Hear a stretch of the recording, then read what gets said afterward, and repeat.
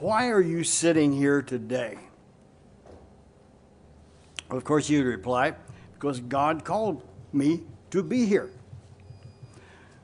God called you and me to be here on a regular basis, each Sabbath, to be exact. And that would be the right answer. If you re-examine your motive, you'll find that no one is forcing you to be here. For some reason, you've chosen to be present with the Church of God each Sabbath, as well as the holy days and the occasions associated with the holy days. Why is that? For some reason, you've chosen to be present with the Church of God each Sabbath. Why is that? As you examine that, your answer, you'll find that's a decision that technically you didn't make. But primarily, it was made because you're submissive to God. We here are what is referred to biblically as good ground. I like to call it fertile soil. Today I want to share with you what is biblically known as the parable of the sower. My title is, Are You Fertile Soil? Now, God calls many. We've all seen that through the years. If you've been in church any length of time at all. Today we will take a look at the parable of the sower. Christ breaks down this parable into 4 categories of all who have come in contact with God. They all fit into one of these categories. Here are the 4 categories. You'll find them in Mark 4. You could turn there. That's where we're going to look at today, basically. God's truth is likened to planting seeds to grow from the ground. The truth of God, in contacting human beings of His choice, fall into these 4 categories. Number 1, seed that fell by the wayside. Shallow in depth, and the fowls of the air came and devoured them up. It apparently never took root. That's category number 1. Category number 2, there's a seed that fell on stony ground. Probably took root, but shallow in depth. Came up immediately because there was no depth of soil. The plant spurted right up because what soil there was easy. Keep that in mind. But the sun came up and scorched it because it had no root and withered away. Category number 3, then there was the seed that fell among thorns. The ground was apparently good, but the thorns and other weeds grew and choked out the seed that it could not produce. Other more useless growth came up and choked out the good seed. Category number 4, then there's the seed that fell on good soil. Yielded good growth that sprang up and increased and produced fruit. Are you fertile soil? Mark 4, verse 14. We'll look at that. We've all been in the church long enough to see this whole process in action. Many of us a number of times, and we all have it pretty much figured out. You know where I'm going with most of this. We know what happened. We know why it happened. We know who it happened to. But there may be some red flags that we should all be on guard for the final outcome of this parable. Number 1, seed that fell by the wayside. Remember I said shallow in depth, and the fowls of the air came and devoured them up. Mark 4, verse 4. As he sowed, some fell by the wayside, and the fowls of the air came and devoured it up. Now Christ was talking to the group there, the masses, the people who gathered around. But then in verse 15, he got the disciples by themselves, and he explained what this meant. The first category, those that fell by the wayside. These are they by the wayside where the word was sown, verse 15, but when they have heard, Satan comes immediately and takes away the word that was sown in their hearts. This is an interesting category, and through the years, we've seen it happen many times. A new person comes to services who may have heard of the church by any of a variety of means. I mean, there's a lot of ways that we learn about the church these days. Beyond Today TV, through the internet, through a fellow worker, an associate. maybe only through dissatisfaction of a church that they may have attended previously. But there have been any one of several issues that discouraged them from ever attending again. They may have come one time. Maybe it was family, an uninterested spouse or a parent didn't really approve of them coming. Employment. As we all know, most of us have gone through this, it's difficult to get off work on the Sabbath. You're known as a sundowner. You may not have been known as a sundowner, but when I worked at my original job when we came into church, my manager referred to me as a sundowner because when the sun went down, I went home.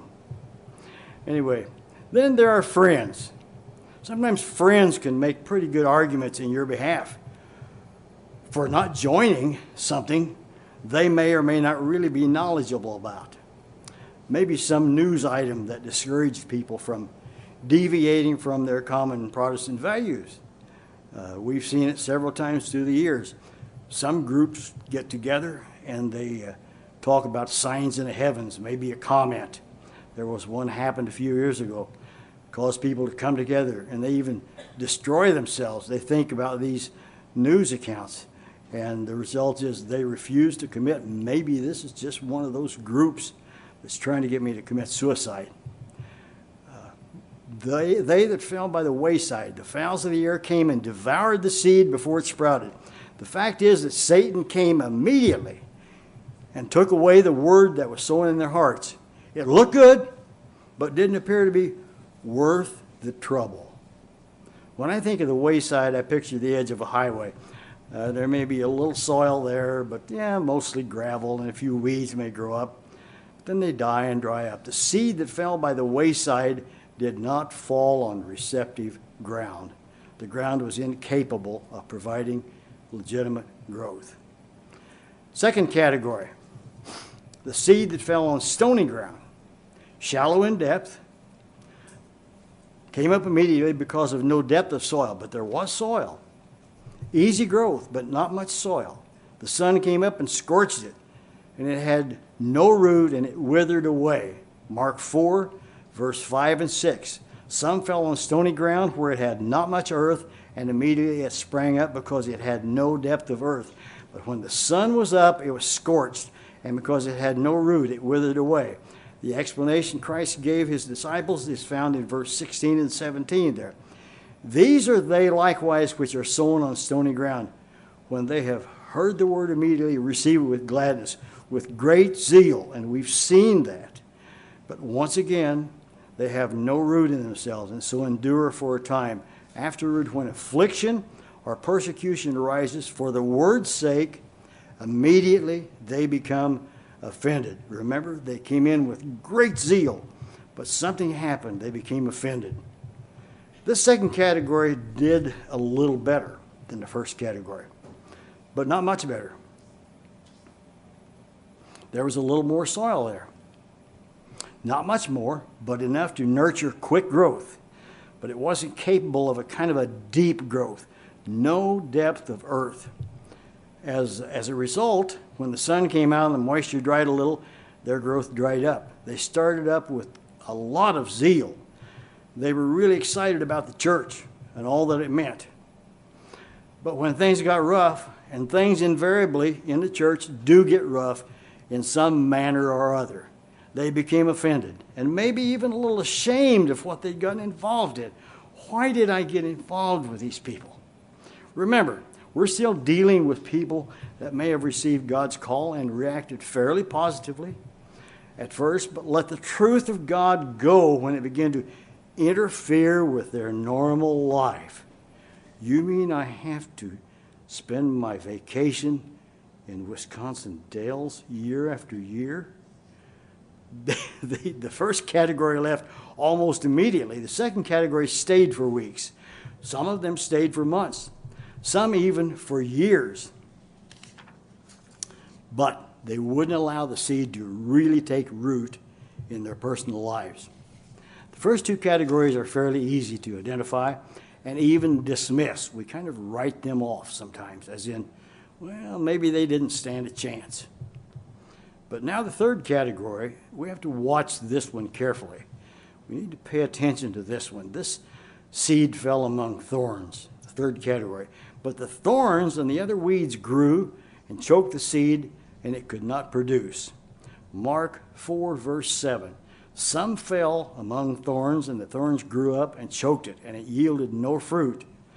Then in verse 19, when Christ explained that to his disciples, these are they which are sown among thorns, such as hear the word, but the cares of this world and the deceitfulness of riches and the lusts of other things, any number of things entering in, they choked the word.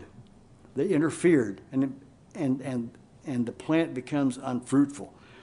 The soil becomes unfruitful. This third category did quite well, at least for a while, in some cases, for years.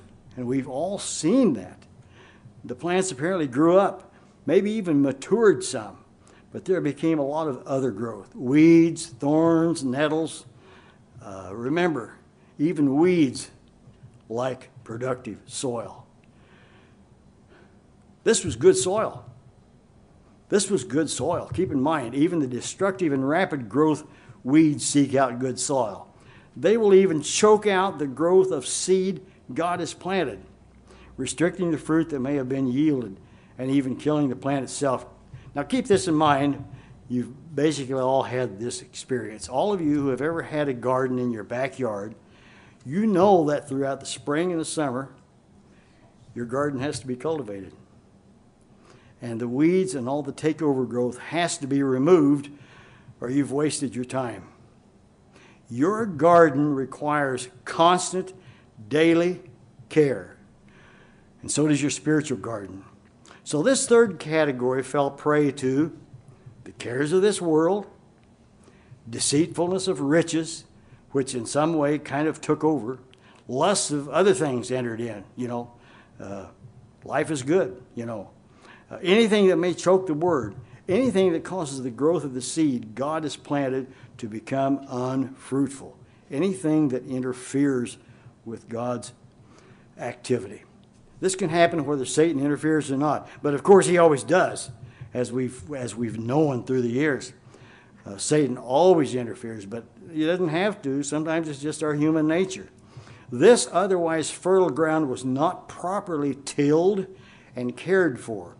It was not properly cultivated. This soil was neglected. Remember, the care for the plants, roots, and fruits of the seeds God sows has to be carefully tended. There are all kinds of interference from the world that can destroy even the maturity of God's harvest. We have to always, even now, be careful to protect ourselves from succumbing to the very real dangers of this third category, regardless as to how long we've been in church or how self-sufficient that we may feel. Now, the fourth category, where we always want to be counted among. The fourth category, seed that fell on good soil, yielded good growth. It sprang up and increased and produced fruit. Mark 4, verse 8. Other seed fell on the ground, and it did yield fruit that sprang up and increased and brought forth. Some 30, some 60, and some 100. Then in verse 20, Christ once again explains this to his disciples. And these are they which are sown on good ground, such as hear the word, they receive it, they bring forth fruit, some 30-fold, some 60, and some 100.